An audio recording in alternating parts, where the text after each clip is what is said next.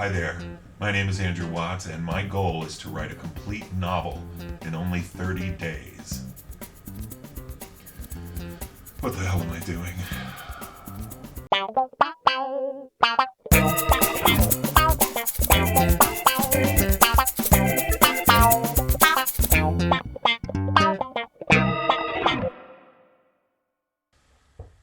Hey there, everybody. It's Andrew Watts. Welcome to day 19, and it was a good day, 19. I wrote quite a bit, uh, over, I guess, 2,500 words, so that my total now is 22,768, which is feeling good. Um, and what I thought I'd do today was read from what I had written today, and it's an excerpt from that. And pretty much based on the stuff that I had been thinking yesterday on the drive up here. So here we go. That's bullshit, Rich, and you know it, Clay Griffith shouted and tapped the button on the side of his wireless earpiece to end the call. There was something ultimately unsatisfying about ending a heated phone conversation this way. This kind of closure demanded a receiver being smashed down into a cradle so that the person on the other end could hear the slam and know unmistakably that he had been hung up on. As it was, Rich might just think there was a shitty connection, a dropped cell phone call, and even now might still be blabbering away, unaware that Griffith had essentially severed their working relationship with a slight pat on the side of his Bluetooth earpiece. Stupid son of a bitch, Griffith said out loud, although he was alone in his spacious office on the top floor of the Griffith building. He ripped off the inadequate earpiece and hurled it into the room, where it skittered across the oriental carpet and came to a rest under the wet bar. Griffith rose and walked to the bar, but not to retrieve what he'd thrown. Instead, he poured himself a couple of ounces of Lagavulin, neat, and pulled a cigar from the humidor on the shelf above. He lit the stogie with a wooden match, never a lighter, lighters were vulgar, and sucked at the tobacco until it fired golden at the end. He inhaled the smoke through his nostrils. Scotch and cigars were the only two reliable pleasures in Griffith's world. Though he certainly wouldn't admit it in public, not even sex gave him the same rush as a soft, moist cohiba and 2 fingers of Lagavulin single malt, which was the alcoholic equivalent of drinking a freshly tarred road. The two flavors mingled so perfectly in Griffith's taste buds that they held status up there with the classic combinations: peanut butter and jelly, cereal and milk, Chateaubriand and Cabernet. He went back to his desk and swiveled his chair around to enjoy those C&S, as he called them, in front of the picture window that overlooked the city-lit vista before him. He was happy with the way the day had turned out, though it hadn't been without its annoyances. He'd been planning to dump Inner City as a contractor on the arena project for a couple of months, and now with them gone, it meant that he could bring in the company he'd wanted from the beginning, Bloomfield Construction. The fact that Bloomfield was a wholly owned subsidiary of Griffith Enterprises was bound to cause some issues with the local community, but Griffith was unfazed. Frankly, it was easier to work with people that he knew and trusted, and owned. And if the board of directors of the Springfield Rebels had a problem with that, then Griffith Enterprises would pull out of the project altogether. And then what would they do?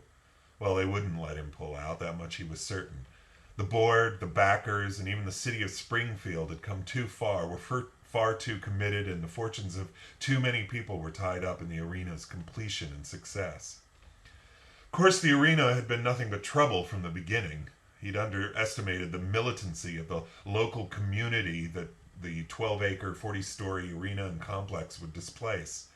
His desire to bring a professional basketball team to the city where basketball had been born seemed a no-brainer.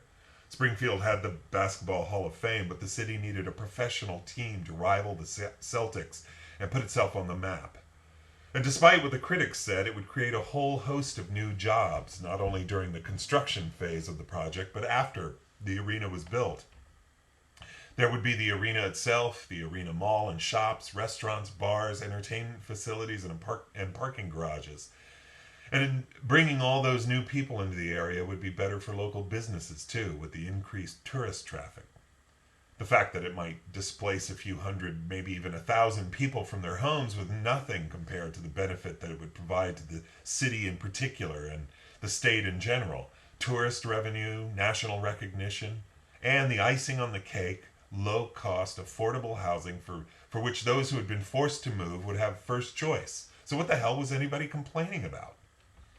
Griffith ran his hand through the thinning, slightly gray hair at his temple and around to the back of his head and then continued on into a stretch. Damn, he was tired.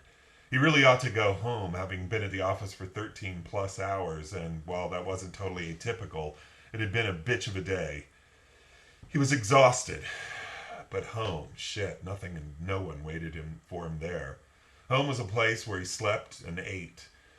He loved his house, a 9,000 square foot Spanish style mansion overlooking the Connecticut River, but it was so fucking huge and empty at night that he often avoided it until he'd either found some cute little thing to bring there and impress the panties off of, or until he was too drunk to feel the loneliness.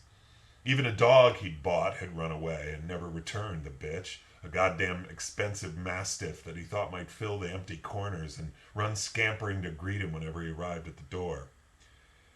Griffith stood and tamped his Cohiba into the ashtray on his desk. He downed the scotch and then picked up the phone and dialed the parking garage, directly under his building. Louis, it's Griffith. Can you bring the Mercedes up? He decided that he would head over to DeStefano's for a late supper. Besides having the most buttery, mouth-melting filet mignon, DeStefano's also sported a gorgeous auburn-haired hostess who flirted with Griffith unashamedly. He had it in mind to take Lisa, or Leslie, or whatever the hell her name was, home with him tonight and crack open a bottle of Dom Perignon, her favorite, he did remember. His early meeting with his lawyer not being enough to dissuade him from partaking in his other favorite taste combination, champagne and pussy. All right, so that's it. I guess maybe I'll leave it at that since this was a little longer than I expected. But while I don't think that I, stretched Griffith's sympathy quotient with this, certainly didn't. It was the beginning of some writing for this character that kind of fleshes him out a little bit more. No pun intended. So we'll talk later and probably tomorrow night, and hopefully I will have some more words to report. See you then.